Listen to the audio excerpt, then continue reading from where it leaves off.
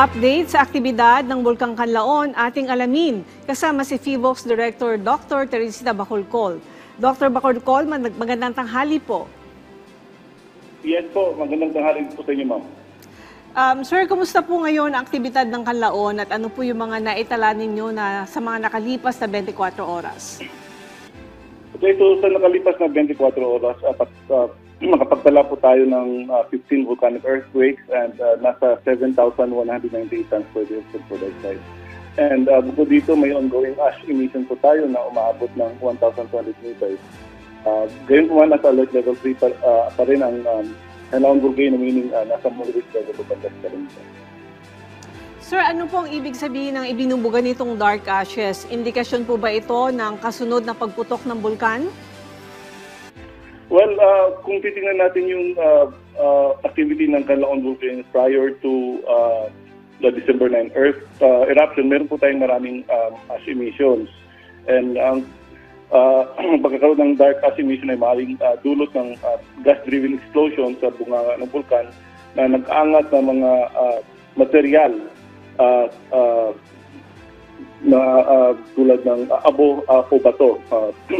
So, ito po yung nakikita natin ngayon, and as I mentioned earlier, we've documented several ash emissions prior to its December 9 eruption. So, more than 80 po yun. Sir, para po mas malinaw sa ating mga kababayan, ano po ang epekto ng dark ash sa kalusugan ng isang tao? Okay, so yung volcanic ash po ay binubuo ng maliliit na pira-pirasong bato, mineral at saka volcanic glass. So kapag nalanghap po nila ito, maaari itong magdulot ng iritasyon sa mata, ilong at lalamunan. Yung may mga respiratory conditions tulad ng asthma, maaari itong magpapala sa kanilang sintomas. Kaya mahalaga pong magsuot ng face mask tulad ng N95.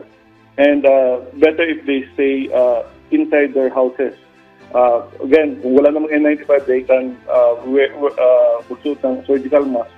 Kung wala talaga, they can use yung wet towel and yung pwede nilang gamitin panakit sa ilong at saka sa bunganga.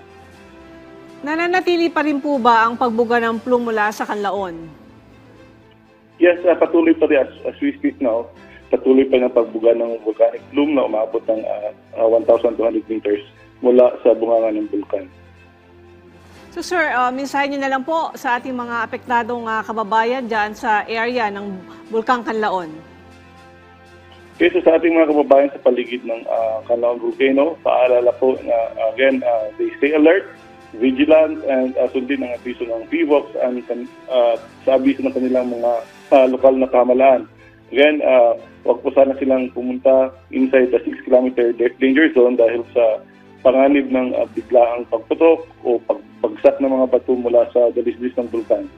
So again, para sa mga nakaranas ng ashfall, magsuot po ng mask at iwasan ng paglaba kung hindi na kailangan. And they have to prioritize yung kanilang safety at kanilang kalusugan. Okay sir, maraming salamat po sa inyong oras. FIVOX Director Dr. Teresita Bacolcol.